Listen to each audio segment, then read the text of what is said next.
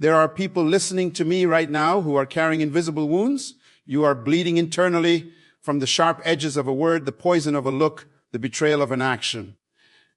And your natural instinct, the one the world taught you, is to scream back, to fight back, to prove your worth in the battlefield of their opinion. But let me ask you a question tonight. When you see a magnificent eagle, a true king of the sky, being harassed by a flock of crows, does it stop its ascent? Does it turn around and engage in their chaotic, earthbound squawking? Never. It simply stretches its wings and rides a higher current of air, leaving the noise far below. The eagle understands a principle that many of you have forgotten. Not every battle is yours to fight, and your altitude is determined by the arguments you are willing to ignore. I want to take you on a journey for a moment to the quietest yet wealthiest piece of land in your city. It's not the financial district. It's not the most exclusive neighborhood. It is the cemetery. Underneath the soil of every graveyard on earth lies the greatest concentration of wealth in the world. Buried there are businesses that were never incorporated, books that were never written, songs that were never sung, and ideas that were never shared. It is a treasure chest of potential that was never converted into reality. It is filled with the ghosts of dreams that died with the dreamer. The greatest tragedy of life is not a life that ends, but a life that was never truly lived. The real crisis is a person who arrives at their final day with all their music still locked inside them. My question for you tonight, the question that should keep you awake, is what will you be taking with you when you go? What wealth, what treasure, what unreleased potential will you be depositing into the soil of that silent place? See, you were born an original, but many are determined to die a copy. You were designed as a solution to a problem you may not even have identified yet. Inside of you is a gift, a unique deposit of value that the world desperately needs. It is the answer to someone's question. It is the relief for someone's pain. It is the innovation that will solve a community's dilemma. This wealth is not your salary. It is your signature on the world. It is not your possessions. It is your purpose. An apple seed is not just a seed. It is an orchard in embryonic form. A single acorn contains a future forest, but that potential is useless until the seed is planted, until it breaks itself open and gives its content to the ground. You are that seed, and life is demanding that you break open dots. So why do we hoard this treasure? We are paralyzed by the fear of failure, not realizing that failure is simply the process by which a seed learns to become a tree. We wait for permission from people who never received permission for themselves. Let me tell you, your manufacturer already gave you your license to operate when they created you. You are waiting for the right time, the perfect moment, but your clock is ticking. Procrastination is the arrogant assumption that your creator owes you another day. It is the thief that steals your future and enriches the graveyard. Every day you wake up and refuse to release your gift, you are committing an act of robbery against the world, and more importantly, against yourself. You are robbing the future of your contribution. Therefore, the goal of a truly successful life is not to arrive at death safely. It is to skid into the grave sideways, completely used up, shouting, "Wow, what a ride!" Your purpose is not to conserve yourself for the tomb. You were built to be poured out, to be spent, to be fully utilized. You must become obsessed with excavating the treasure that is buried deep within your own soul. You must decide tonight that you will cheat the graveyard of your potential. You must make a demand on the person you were born to be. Every morning, ask yourself, what idea can I release today? What song can I sing? What problem can I solve? What kindness can I sow? Live your life so that your tombstone is not an inventory of what you owned, but a testament to what you gave. The graveyard must not be your treasure chest. Let it only be your empty container. So if this vast, immeasurable wealth is locked inside of you, why does it so often remain buried? If you were born with a forest inside of you, why do you die as just a seed?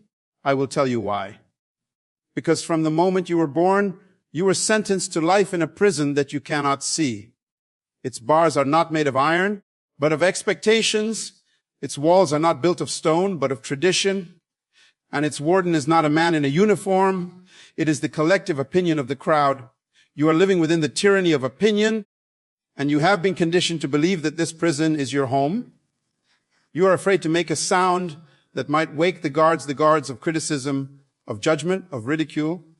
So you keep your music quiet. You paint your ideas in shades of gray to blend in with the walls. You shrink your magnificent destiny to fit into the tiny cell of what other people will find acceptable. This tyranny is the most subtle and destructive force in a human's life. It is the force that causes a lion to live with the mentality of a sheep, constantly checking with the flock before it dares to roar. A lion is a lion. It does not need the approval of the sheep to validate its identity. Its roar is not up for a vote. Yet you, a lion, are holding back your roar because you are afraid the sheep might not like the sound of it. Let me tell you a secret. Their opinion was never about you. It was always a confession of their own character, a revelation of their own fears, a map of their own limitations.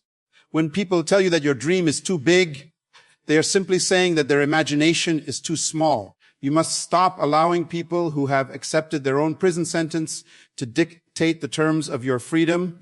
Your value was established by your manufacturer at the moment of your creation. It is not subject to market fluctuations. It is not determined by public polls. You are not a product to be reviewed. You are a force to be released. You have been looking out the window for your reflection, seeking your image in the eyes of passers-by. But your true identity is not found in a window. It is found in a mirror. You must have the courage to look at your own reflection and accept the verdict of your creator over the verdict of the crowd. You must disconnect your self-worth from their applause and anchor it to your intrinsic purpose. When you truly know who you are, their opinion becomes nothing more than noise in the street. You might hear it, but you never let it into your house. Therefore, the escape from this prison does not require a key. It requires a decision that your need to be authentic is greater than your need to be accepted. A decision that you will no longer trade your destiny for the temporary comfort of fitting in. You must be willing to be misunderstood, to be criticized, to be temporarily lonely in your conviction. Every great vision in history was first laughed at by the crowd. The applause always comes at the end for those who had the courage to walk the stage alone at the beginning. You must choose this day who you will serve, the calling deep within your soul or the cacophony of voices on the outside. The price of their approval is the cost of your assignment. You cannot afford to pay it. So once you stop paying that fraudulent price, once you have declared your freedom from the prison of public opinion, where do you go? This is the most dangerous moment because freedom without direction is just a better looking cage. Once you are free from their agenda, you must be captured by your own. You must shift your focus from the noise of the past to the signal of the future. You must learn to lead from a place you have not yet been and to be governed by a reality you have not yet seen. This is the highest form of leadership, for it is the leadership of the self, guided by vision. Most people live their lives by memory. Their past failures, their past limitations, and their past experiences serve as the map for their future. They are driving forward by looking only in the rearview mirror. Is it any wonder they keep crashing into the same obstacleless vision is not the same as sight? Sight is a function of your eyes. Vision is a function of your spirit. Sight tells you what is. Vision tells you what can be. You must make a decision to be blind to your current reality in order to be faithful to your future possibility. An architect never starts building by laying bricks. He begins by finishing the blueprint. The entire building, every room, every window, every doorway is complete on paper long before the first shovel ever touches the ground. The construction crew is simply hired to build what is already finished. Your imagination is the architect's office of your life. You must go in there and draw the blueprint for the person you intend to become, the enterprise you intend to build, the legacy you intend to leave.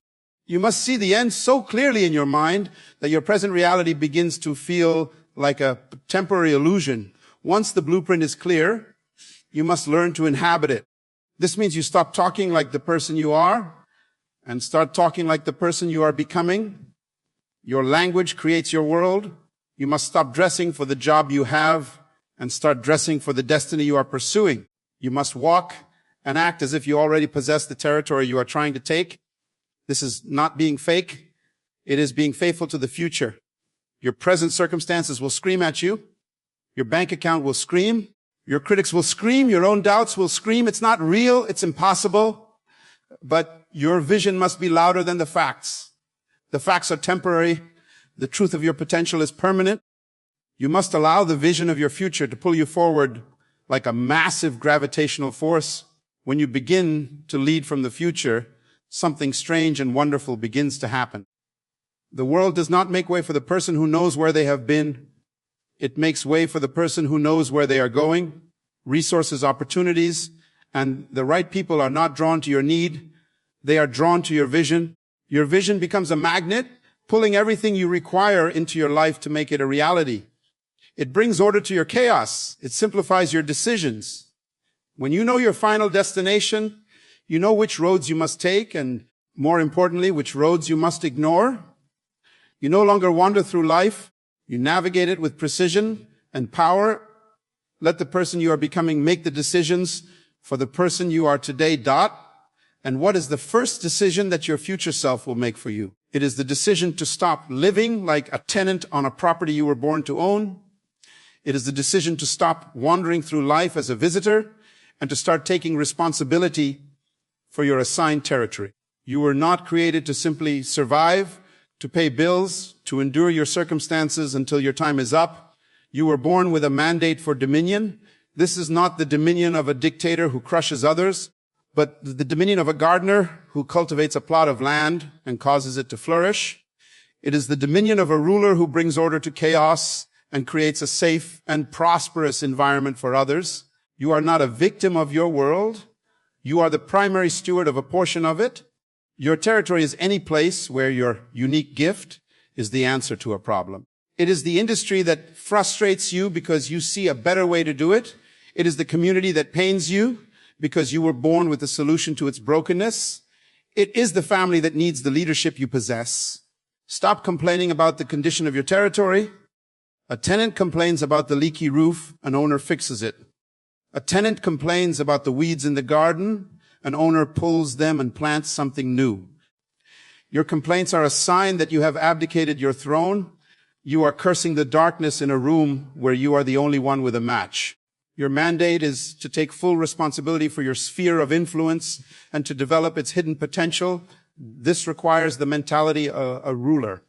A ruler does not make excuses, they make progress. They do not blame their environment, they change it.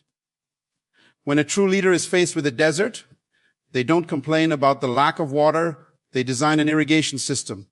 When they are faced with ignorance, they don't complain about the lack of knowledge, they build a school. You must stop waiting for the government, for your boss, or for some distant committee to come and save you. You are the help you have been waiting for. You must trade your wishbone for a backbone. Stop begging for a position and start creating your own work. Stop looking for a handout and start building with your own two hands. Assume the posture of a creator, not a consumer. This is where everything comes together. The vast wealth buried within you that you must die empty of. That is the capital you invest in your territory. The freedom you claim from the tyranny of opinion. That is the authority that allows you to build without fear. The vision you lead from the future, that is the blueprint you use for your construction. Do you see? It is all connected. Your life is not a series of random events. It is a divine and logical progression. You were given a gift, freed from interference, shown the plans, and now you have been given the property. The work of your life is to take the raw materials of your potential and build a legacy within your assigned territory that will serve generations you will never meet. The purpose of your life is not to discover your gift. It is to deliver it. So we have traveled tonight from the wealthiest place on earth, the graveyard, to the throne room of your own life. We have shattered the invisible bars of opinion, drawn the blueprint of your magnificent future, and reclaimed the deed to your assigned territory. This is no longer just an inspiring idea. It is now a divine demand on your existence. The world is groaning, waiting for the real you to finally stand up. It doesn't need another copy. It is desperate for the original you were created to be. Therefore, I am not asking you, I am charging you. Go home tonight, stand in front of that mirror, and have a long overdue meeting with the person you were born to be. Look that person in the eye and make a vow. Serve an eviction notice to the fear, the doubt, and every critical voice that has lived inside your head without paying rent. Declare that the tenant is gone and the owner has returned. Make a pact with your potential that you will not stop until every last drop of it has been poured out. Go now. Your future is waiting for you to build it. Your territory is waiting for you to claim it. And the graveyard can wait. Good luck. And thank you.